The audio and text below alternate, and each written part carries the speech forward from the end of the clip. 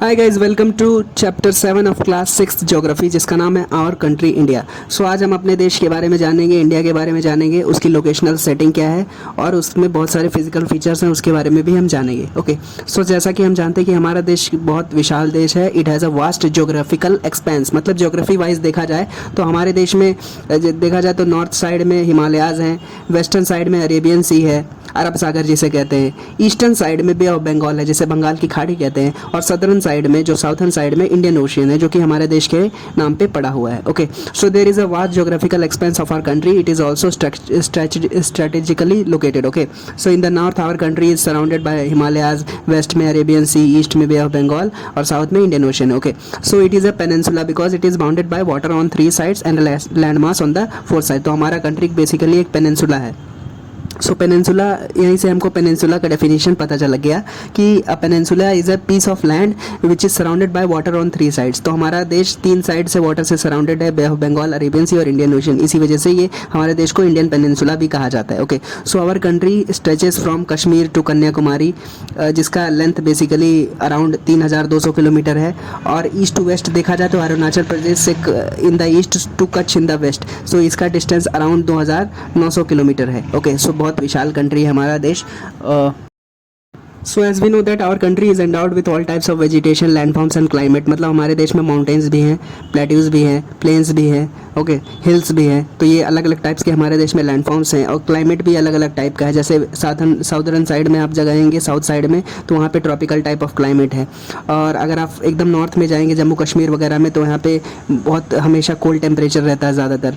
Eastern side में देखेंगे तो वहाँ पे भी इक्वेटोरियल टाइप ऑफ क्लाइमेट है। ओके, और सब tropical type of climate basically India में है ऑलमोस्ट, अगर ओवरऑल देखा जाए।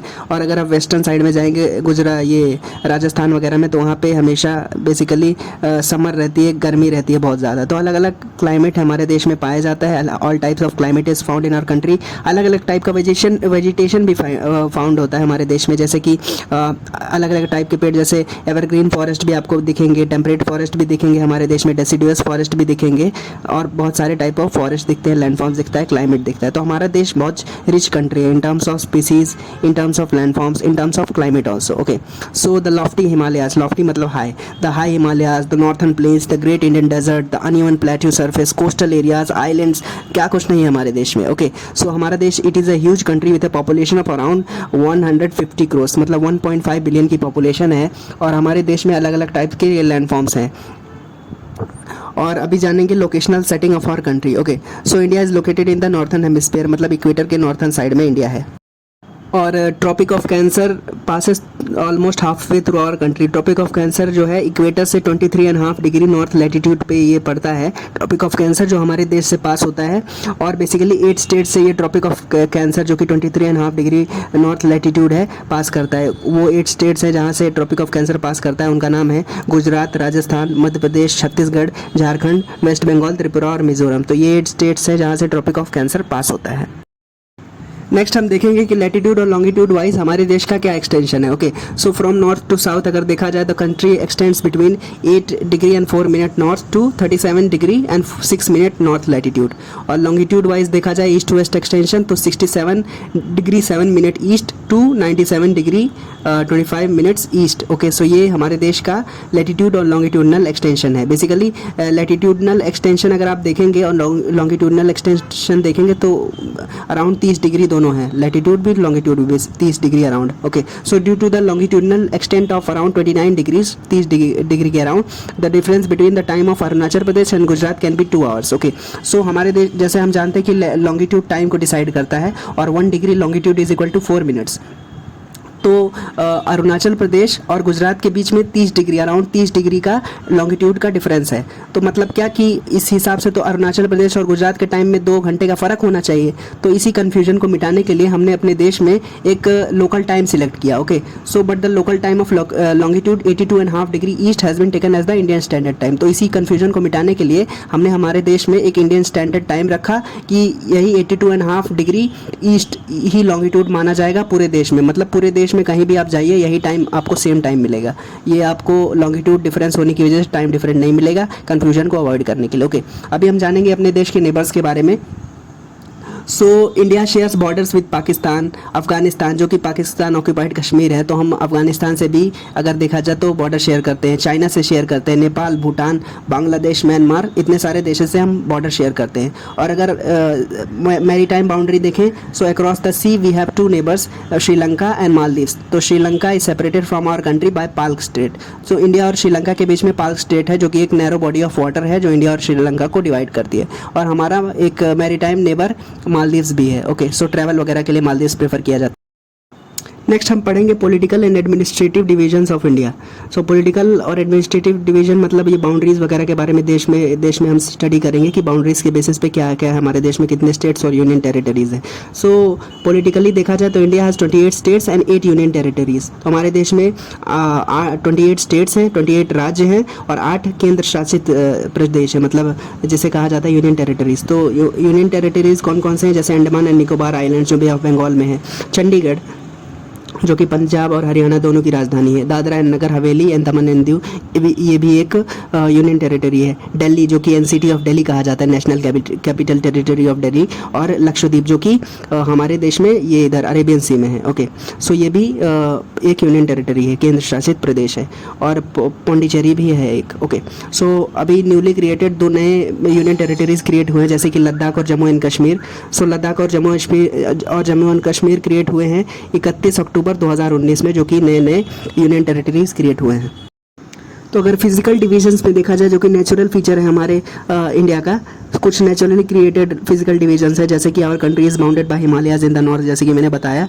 सो हिमालयाज जिसको कहा जाता है हिमालय, मतलब जो बर्फ़ का घर जिसे कहा जाता है, एबोर्ड ऑफ द स्नो जिसे कहा जाता है, इसका मतलब हिमालय का मतलब। So the Himalaya mountains are divided into 3 parallel ranges. तो हिमालय के 3 पैरेलल रेंजेस है, जिसमें हमने हिमालय को डिवाइड किया है, जिसमें नॉर्थन मोस्ट है ग्रेट हिमालयाज और हिमाद्री, उसके बाद में आता है कि मिडिल हिमालयाज और हिमाचल, और तीसरा जो पैरेलल रेंज है हिमालय का जिसको कहा जाता है शिवालिक। तो ये 3 हिमालयन माउंटेन्स के 3 पैरेलल रेंजेस है, जिसमें हिमालय माउंटेन्स को डिवाइड किया गया है। ओके, सो जो नॉर्थन मोस्ट है, जिसे हम ग्रेट हिमालयाज या हिमाद्री कहते हैं, तो यही एरिया है जहाँ पे वर्ल्ड के हाईएस्ट पीक्स, मतलब दुनिया की सबसे ऊंची चोटी यही ग्रेट हिमालयाज में ही लोकेटेड रहती है। हिमालय का जो दूसरा पैरेलल रेंज है, जिसका नाम है मिडिल हिमालयाज और हिमाचल। सो इसके नाम से एक प्रदेश भी है, Himachal Pradesh. So it lies south of the great Himalayas के साउथ पे ये पड़ेगा, मिडिल हिमालयाज या हिमाचल। सो बहुत सारे हिल स्टेशन यहाँ पे लोकेटेड रहते हैं मिडिल हिमालयाज में।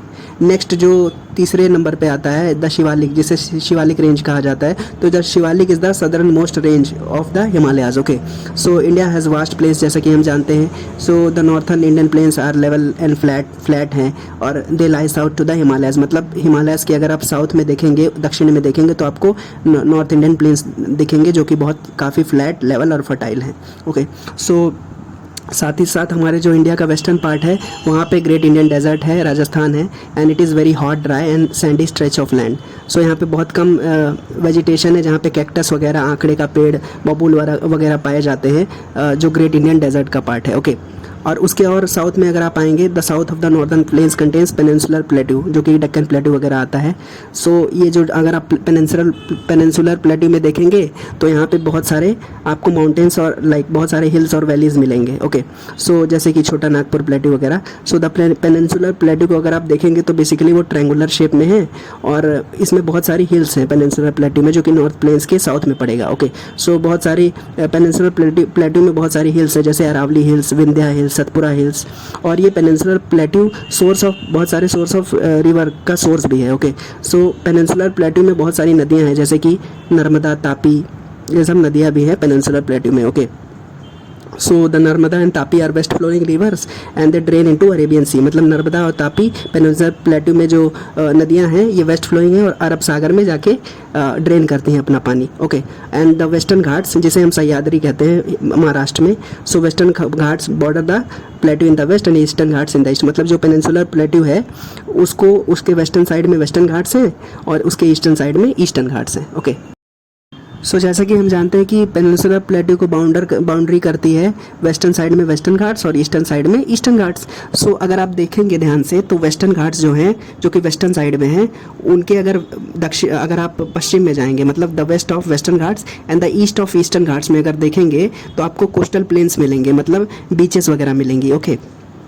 सो the western coastal plains are very narrow. तो अगर देखा जाए तो शेप में तो the western coastal plains are very narrow और ईस्टर्न कोस्टल प्लेन्स है वो ब्रॉड है, मतलब थोड़े चौड़े हैं। Okay, and the rivers like Mahanadi, Godavari, Krishna, Kaveri drain into the Bay of Bengal. तो हमने पढ़ा था कि नर्मदा और तापी ड्रेन करती है अरब सागर में, अरेबियन सी में, और ये जो नदियां हैं महानदी, गोदावरी, कृष्णा, कावेरी, ये ड्रेन करती हैं बंगाल की खाड़ी में, बे ऑफ बंगाल में। Okay, so these rivers drain into the Bay of Bengal and they form delta at their mouth. Okay, for example the Sundarbans delta is found by Ganga and Brahmaputra. Okay, so जैसे कि सुंदरबंस डेल्टा है, दुनिया का सबसे बड़ा डेल्टा है, it is found where Ganga and Brahmaputra flow into the Bay of Bengal. मतलब delta कब क्रिएट होता है? So delta is a landform which is created when a river meets another body of water like lake और ocean. तो इस case में आप देख सकते हैं सुंदरबंस डेल्टा कब क्रिएट हुआ? जब गंगा और ब्रह्मपुत्रा ड्रेन हुई बे ऑफ बंगाल में। तो डेल्टा बेसिकली एक ऐसा लैंडफॉर्म होता है जहाँ पे बहुत सारी नदियाँ आके अपना जो सैंड और सिल्ट डिपॉजिट करती हैं ना, तो जब कब कोई भी नदी डिस्ट्रीब्यूटिव अपने स्ट्रीम्स में अलग अलग ब्रांचेस में टूट जाती है, तो और साथ ही साथ वो क्या करती है, जो अपने साथ सैंड और सिल्ट जो मटेरियल कैरी करती है ना, वो ऐसे उगल देती है। So delta is basically formed at the mouth of the river, क्योंकि वो ऐसा लैंडफॉर्म रहता है जो डिपॉजिट से बना रहता है, जो कि नदियों ने उगला है। ओके, बेसिकली अगर आप देसी भाषा में जाने तो यही है कि a delta is a landform found where the river meets another body of water and a delta is created when like rivers drain there like spit out their material, okay, like sand and silt when they meet another body of water like ocean। इस case में आप देख सकते हैं Sundarbans delta. Okay, so हमारे देश में 2 groups of islands भी हैं, जैसे कि लक्षद्वीप आइलैंड्स जो कि अरेबियन सी में लोकेटेड हैं, अरब सागर में to the near the coast of Kerala, और जो अंडमान एंड निकोबार आइलैंड्स है वो बंगाल की खाड़ी में है, बे ऑफ बंगाल में है। ओके, सो ये जो अंडमान एंड निकोबार आइलैंड्स है ये स्ट्रेटेजिकली लोकेटेड भी है, क्योंकि इससे यहाँ से हम चाइना को चोक कर सकते हैं। सो ये इंपॉर्टेंस है इसका। Okay, so these were the few things in this chapter. So if you have any doubts you can ask in the comment section. Thank you so much for watching. Bye bye.